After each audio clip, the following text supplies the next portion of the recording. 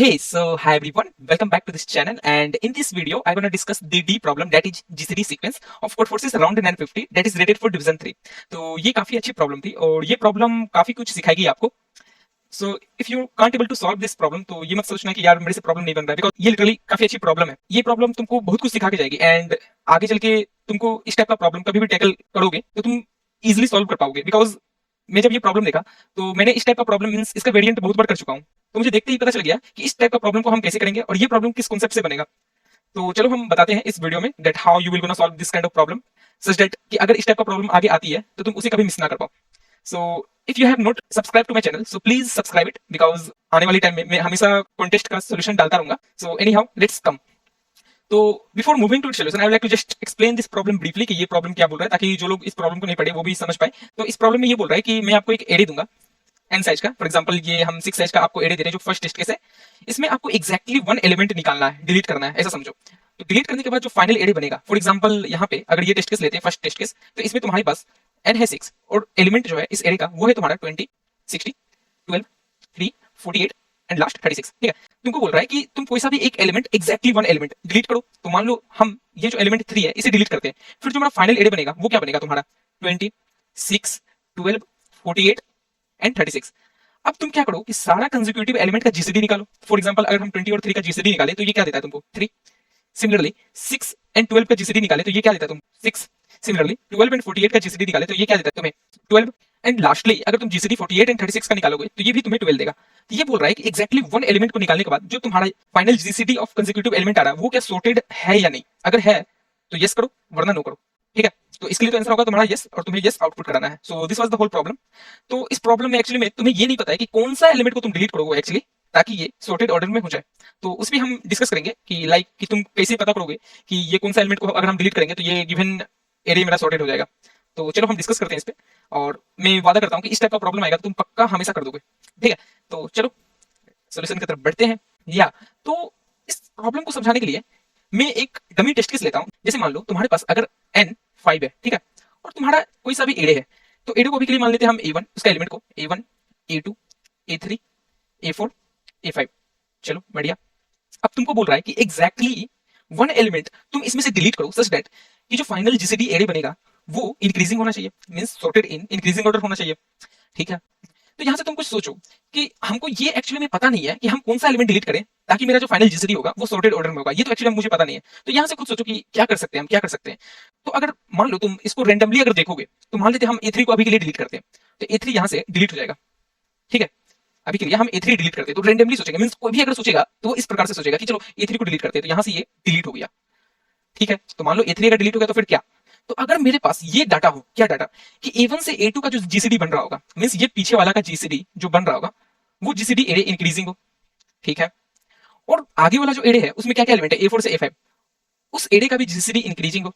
ठीक है, साथ में अगर हम a2 एंड a4 एलिमेंट को लेते हैं, क्योंकि अब a3 डिलीट हो चुका है, तो a2 एंड a4 एलिमेंट को लेते हैं तो उसका जीसीडी क्या होगा, तो वो तो तुम निकाल लोगे, वो तो कोई बिग इशू है नहीं. तो a2, a4 का जीसीडी निकाल लोगे.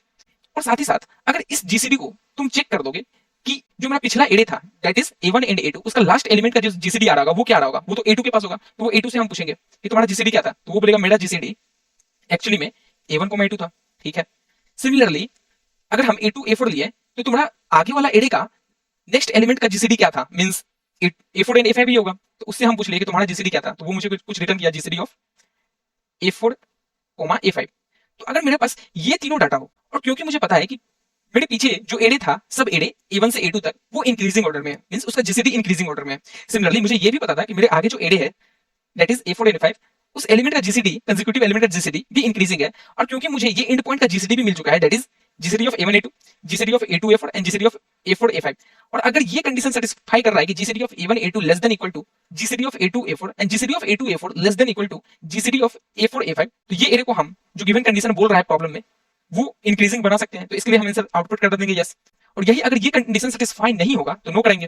ठीक है, अब बात आती है कि भैया ये तो हम सोच लिए, ये तो मुझे पहले से भी पता था कि हम हर एलिमेंट पे जाएंगे, उसको डिलीट कर देंगे और पीछे से चेक करेंगे कि तुम सब इंक्रीजिंग हो क्या, और आगे से ये भी चेक करेंगे कि आगे का एरे तुम इंक्रीजिंग हो क्या, और फाइनली हम पिछला एरे का इंक्रीजिंग का एंड पॉइंट का जीसीडी और मेरे आगे का एरे का एंड पॉइंट का जीसीडी और खुद ये दोनों एलिमेंट का जीसीडी ये कंडीशन को सेटिस्फाई कर रहा है तो यस करा देंगे वरना नो करा देंगे।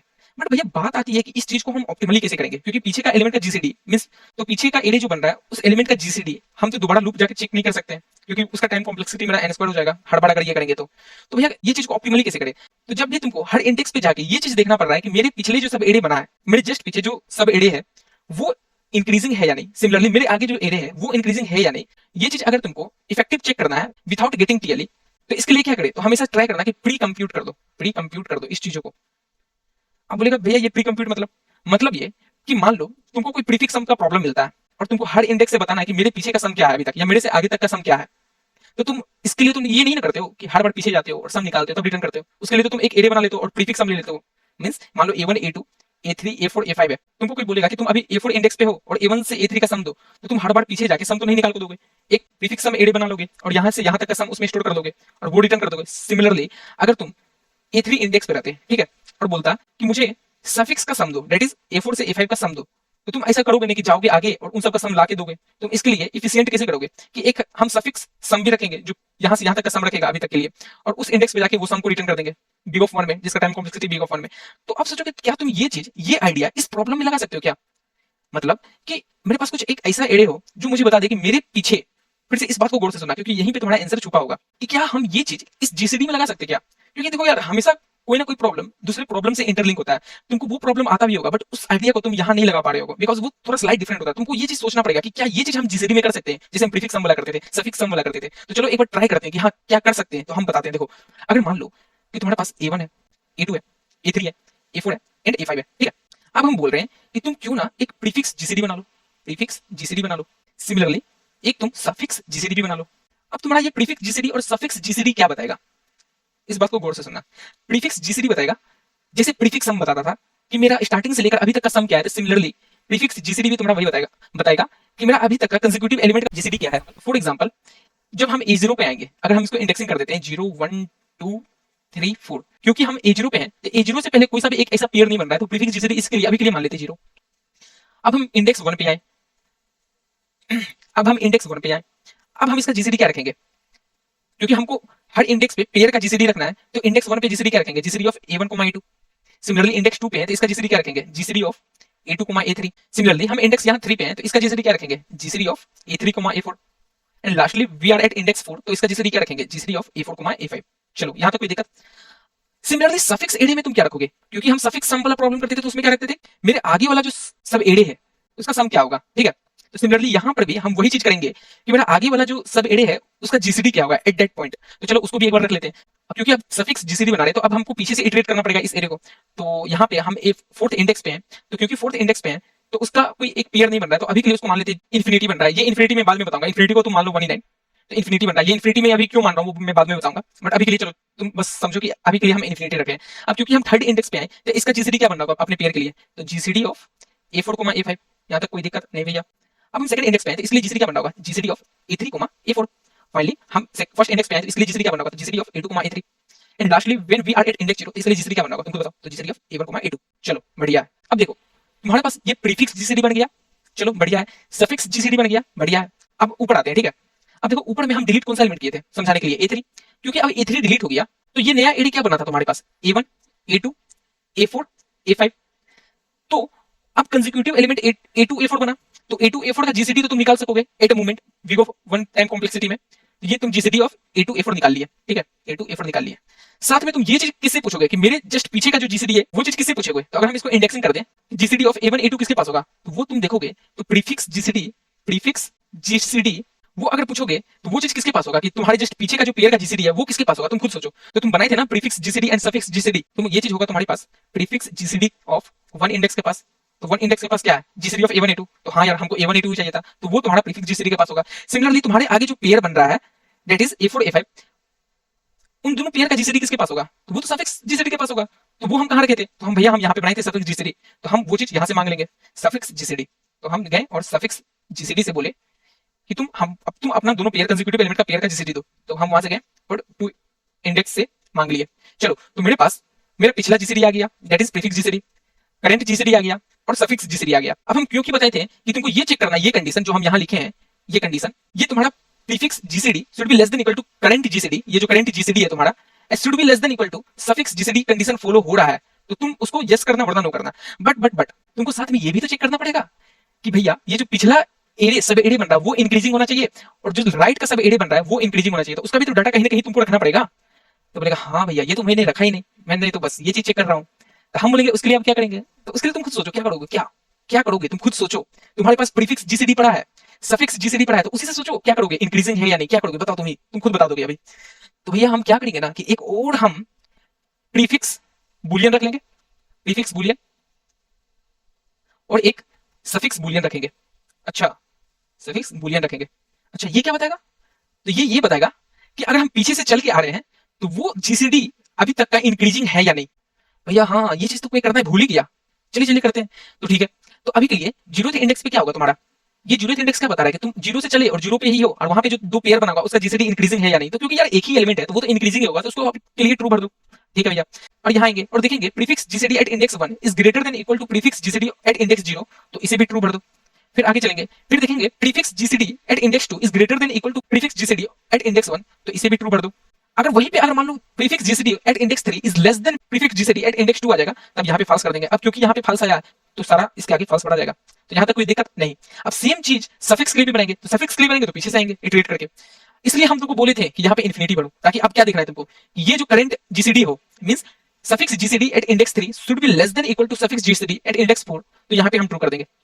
इसलिए हम यहाँ पे इन्फिनिटी बढ़े थे, तो चलो इसको भी भरना स्टार्ट करते हैं। तो यहाँ पे हम इसको इनिशियली ट्रू भरेंगे क्योंकि एक ही एलिमेंट है तो उसका यहाँ पे पेयर बनता नहीं है। अब आए और देखिए suffix GCD at index 3 is less than equal to suffix GCD at index 4 means इन दोनों का पेयर का जीसीडी अगर इंक्रीजिंग है तो यहाँ भी ट्रू भरो। तो ठीक है अभी के लिए मान लेते हैं कि हाँ इंक्रीजिंग है। फिर यहाँ आए और यहाँ देखते हैं कि suffix GCD at index 2 should be less than equal to suffix GCD at index 3, तो ट्रू भरो वरना फॉल्स भरो। तो अभी के लिए मान लेते चलो नहीं है, ये ग्रेटर है तो यहाँ पे फॉल्स होगा। अब क्योंकि यहाँ फॉल्स हो गया तो सारा का सारा फॉल्स हो जाएगा। ठीक है, अब बताओ तुम्हारे पास सारा का सारा डेटा आ गया कि नहीं आ गया, ये तुम्हारे पास हर एक इंडेक्स पे जाओगे उस एलिमेंट को डिलीट करोगे तो तुम पीछे से जो पेयर का जीसीडी होगा वो तुम मांग पाओगे प्रीफिक्स जीसीडी से, आगे का पेयर का जो जीसीडी होगा वो तुम मांग पाओगे सफिक्स जीसीडी से। अब पीछे का इंक्रीजिंग है या नहीं, आगे का इंक्रीजिंग है या नहीं, ये तो तुम प्रीफिक्स बुलियन से मांग लोगे कि तुम्हारे पास ट्रू है और तुम्हारे आगे का सफिक्स बुलियन के पास ट्रू है। अगर ये कंडीशन फुलफिल हो गया तो मतलब हम इस एलिमेंट को निकाल सकते हैं कि नहीं निकाल सकते, बोलो समझ में आया। तो आपसे हमेशा तुम ध्यान रखना कि तुमको हमेशा बोलेगा ना, मतलब देखो ये क्वेश्चन हम जब पढ़े थे ना तभी हमको दिख गया कि यार ये क्या ही है, मतलब प्रीफिक्स से हमको प्री कंप्यूट करना है, सफिक्स से प्री कंप्यूट करना है और हम हटेंगे और उन दोनों से आंसर पूछ के दोनों को मिला के हम आंसर दे देंगे। ये मतलब हमको दिख गया था क्योंकि हम वो प्रॉब्लम कर रहे थे प्रीफिक्स सम सफिक्स सम, ऐसा प्रॉब्लम हम बहुत कर चुके हैं तो मुझे वहां से तुरंत आइडिया लग गया। तो ये अब तुमको इजी लग रहा होगा। तो अगर तुमको ये प्रॉब्लम समझ में आया है तो तुम यहाँ से जाओ और खुद से इसे इंप्लीमेंट करो, बिकॉज तुम खुद इंप्लीमेंट करोगे तो तुम्हारी प्रॉब्लम सॉल्विंग स्किल्स काफी अच्छी होगी। और जाते जाते सब्सक्राइब कर देना यार। Now let's move to its code part, ताकि मैं इसका कोड समझा पाऊँ कि मैं इसका कोड किस प्रकार लिखा हूँ। So here is my code कि मैं एन लिया हूँ, that is size of an array, और वेक्टर ए में इनपुट लिया हूँ एरे का। मैं 4 वेक्टर बनाया हूँ जिसमें प्रीफिक्स जीसीडी रखा हूँ, सफिक्स जीसीडी रखा हूँ, प्रीफिक्स में प्रीफिक्स बुलियन रखा हूँ और सफिक्स में सफिक्स बुलियन रखा हूँ। ठीक है, मैं इनपुट लिया एरे का ए। अब मैं सारा पेयर का जीसीडी निकाल रहा हूँ प्रीफिक्स के लिए। पहले तो प्रीफिक्स ऑफ जीसीडी को क्या लिखूंगा, GCD of A of I coma A of I minus 1। Similarly ये चीज भी चेक कर रहा हूँ कि तुम इंक्रीजिंग हो या नहीं, अगर इंक्रीजिंग हो तो सही है ट्रू, वरना नहीं हो तो फॉल्स कर देंगे। तो वही चीज चेक कर रहा हूँ कि prefix GCD of I less than prefix GCD of I minus 1, मतलब डिक्रीजिंग है तो प्रीफिक्स आई को फॉल्स कर दो, ये जो बुलियन है इसको फॉल्स कर दो। सिमिलरली इस प्रकार से हम सफिक्स भी बना लेंगे। तो इस बार क्योंकि हम सफिक्स बना रहे हैं तो हमको पीछे से इटरेट करना पड़ेगा एरे को, तो ये बढ़ा मेरा सफिक्स। और एक बेस केस डालेंगे कि अगर प्रीफिक्स ऑफ n माइनस 2 और सफिक्स ऑफ 1 इंक्रीजिंग है तो यस कर दो। इसका मतलब ये है कि मान लो ये तुम्हारे पास जो एरे बनता है A1 A2 A3 A4 A5, ठीक है, तो मान लो तुम्हारा एरे यहां से लेकर यहां तक इंक्रीमेंट है, उसका जीसीडी का वैल्यू इंक्रीमेंट है, तो वो चीज किसके पास होगा, prefix Boolean of index means इसको मान लेते 4, तो इंडेक्स 4 के पास होगा।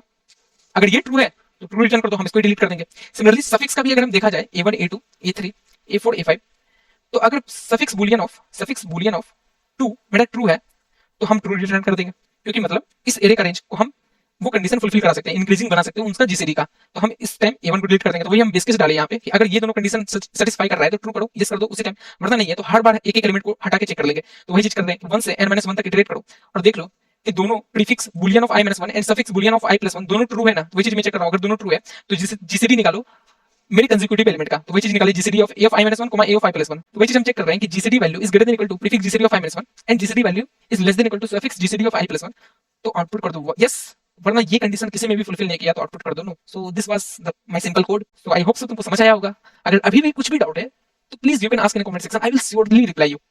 सो thank you, have a nice day. If you like this video then please like it and subscribe it and also share to your friends who have any doubt in this question. So thank you, have a nice day.